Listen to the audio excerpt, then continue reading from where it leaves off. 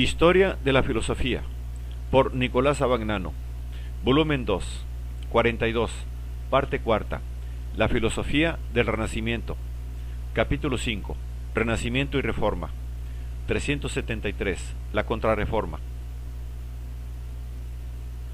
Se suele llamar Contrarreforma a la reacción de la Iglesia Católica contra la Reforma, iniciada en el Concilio de Trento, 1545-1563.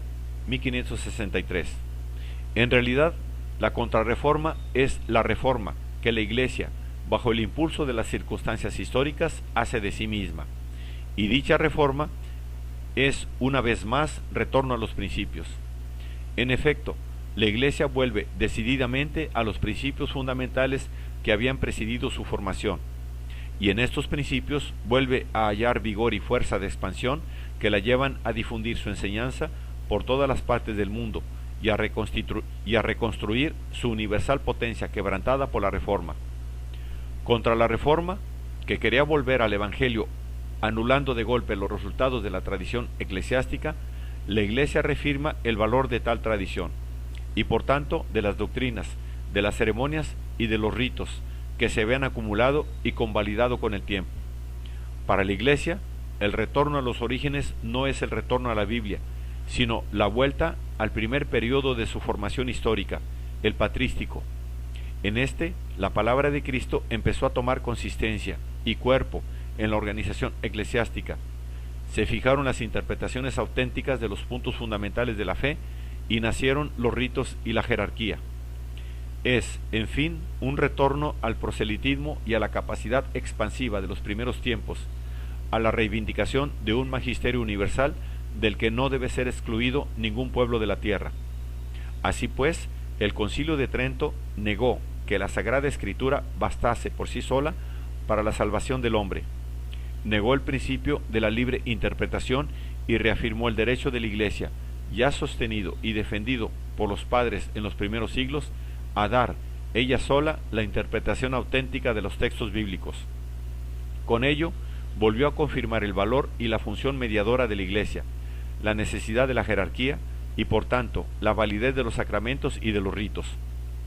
Con ello también quedaba restaurado el valor de las obras, y la Iglesia incrementaba y reforzaba su actividad en el mundo con la creación de órdenes religiosas que tenían como objeto principal la educación, la beneficencia y, en general, la actividad filantrópica.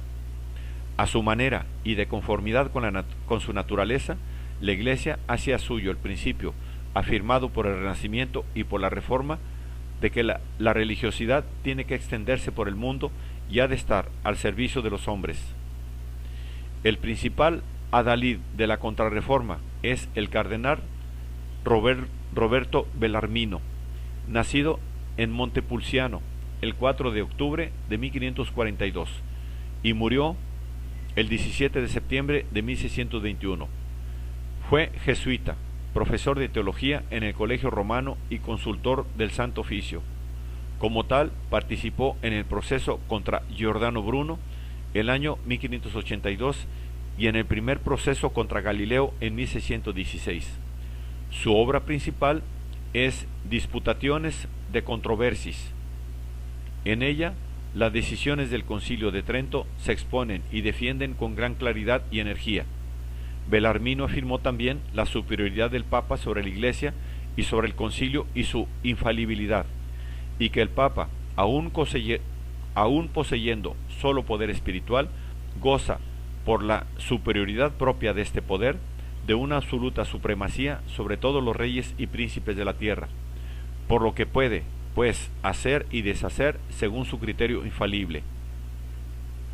Su retorno de la Iglesia a sus más sólidas tradiciones tenía que significar, y significó efectivamente también, un retorno al tomismo. El tomismo representaba la síntesis más satisfactoria de la fe y de la razón y llevaba a cabo la posibilidad de justificación racional del dogma cristiano que la Iglesia había promovido siempre y que había sido negado por la Reforma, a ejemplo de la última escolástica. El representante principal del retorno al tomismo es el español Francisco Suárez, que nació en Granada en el año 1548 y murió en Lisboa en el año 1617. Fue profesor de varias universidades españolas. Su obra principal, Disputationes Metaphysica, es un manual completo y sistemático de la metafísica escolástica, en el que se unen todos los puntos principales del tomismo con alguna concesión al nominalismo ocamístico. La concesión concierne sobre todo al reconocimiento de la individualidad de lo real. Toda sustancia singular es singular por sí misma o por su propia realidad, entitas, y no tiene necesidad de ningún otro principio de individualización fuera de su propia realidad o de los principios intrínsecos en que consiste tal realidad. Pero este reconocimiento no lleva a Suárez a negar la realidad del universal. Admite la doctrina de Escoto, según la que el individuo es una especificación o contracción de una naturaleza común constituida por forma y materia. En todo el resto de la obra, Suárez no se aparta de la doctrina de Santo Tomás y no presenta, pues, ningún interés. Es, sin embargo, muy notable la doctrina política expuesta por Suárez en De Legibus, 1612. La tesis fundamental de esta obra estriba en que mientras el poder eclesiástico procede inmediatamente de Dios, el poder temporal procede solamente del pueblo. En efecto, todos los hombres nacen libres y el cuerpo político resulta de la libre reunión de los individuos, los cuales, explícita o tácitamente, reconocen el deber de ocuparse del bien común. De aquí se deduce que la soberanía reside solamente en el pueblo, que es superior al rey, a quien se la confía y al que se la puede quitar cuando no la emplee políticamente, es decir, en interés común, sino con tiranía, o sea, en interés propio. Esta teoría, que tiene antecedentes en las teorías políticas de la Edad Media y también en Santo Tomás, entraña una intención clara. La Reforma había afirmado el absolutismo político de los príncipes, al mismo tiempo que negaba el poder y la función misma de la Iglesia.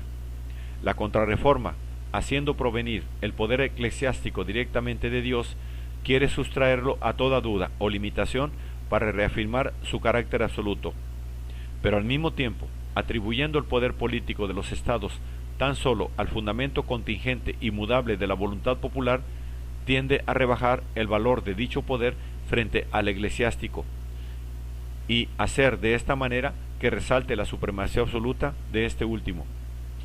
El reconocimiento del origen popular del poder político no representa en Suárez ni otros jesuitas, como el español Juan de Mariana, 1536-1623, autor de un De Rege et Regia Institutione, una tentativa positiva de fundamentar la soberanía política del Estado, sino más bien el intento negativo de devaluar tal soberanía con ventaja para el poder eclesiástico.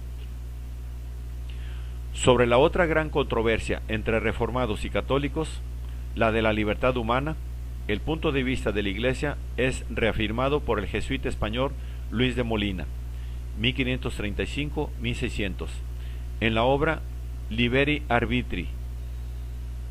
Como dice el título, el escrito se propone demostrar el acuerdo entre la libertad humana, por un lado, y la gracia, la presciencia, la providencia y la predestinación por el otro. Y la tentativa está calcada sobre la falsilla de las soluciones tomistas. Según Molina, la gracia no elimina la libertad humana, sino que la confirma y la garantiza. Dios ha puesto a todos los hombres en condiciones de salvarse, y ha querido que su salvación dependiese de su buena voluntad, de manera que la gracia divina coopera con el libre albedrío del hombre, pero no lo anula ni lo suplanta. Tampoco queda el libre albedrío anulado por la presciencia, la cual, por lo que respecta a las acciones humanas, sigue y no precede. La ciencia de Dios implica necesidad con referencia al orden de las causas naturales y a los acontecimientos que Él mismo determina por un libre acto de voluntad. Pero hay además una ciencia media referente a las acciones humanas, por la que Dios reconoce infaliblemente qué acción, entre muchas posibles, ejecutará en efecto el hombre, pero dejando al mismo tiempo al hombre libre de realizar la acción opuesta.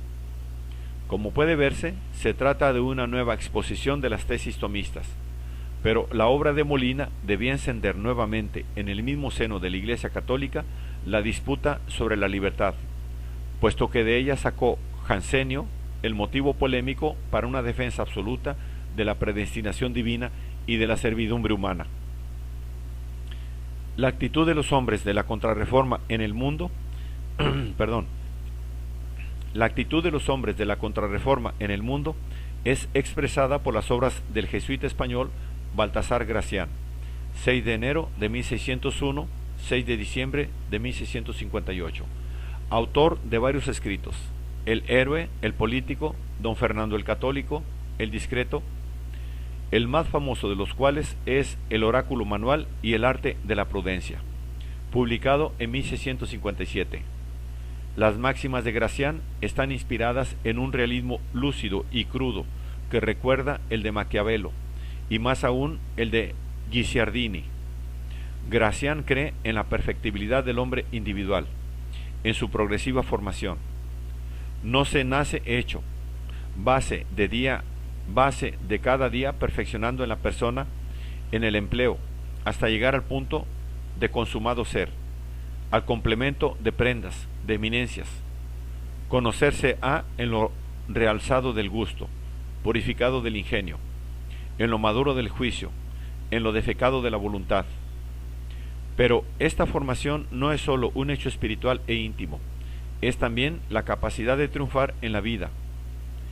Me del éxito.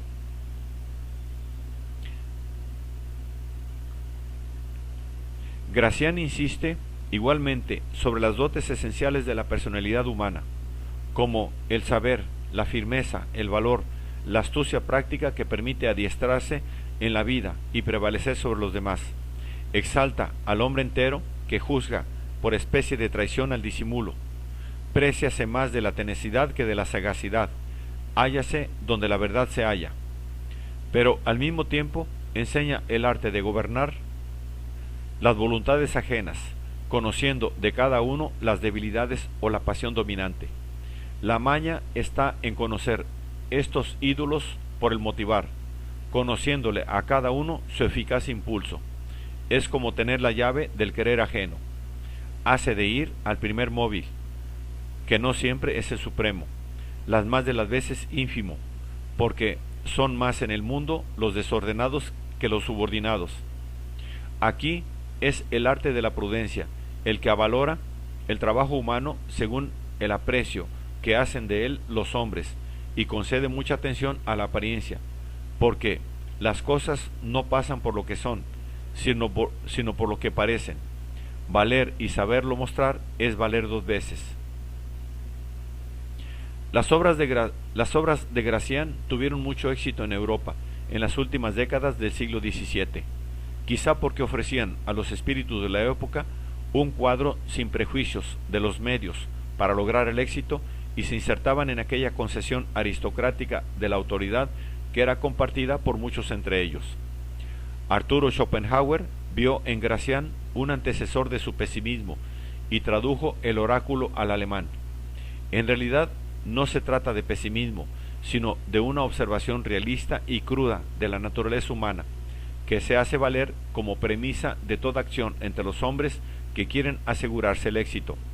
Las máximas de este jesuita son otra indicación de la mundanización del espíritu religioso que la Contrarreforma tiene de común con la Reforma.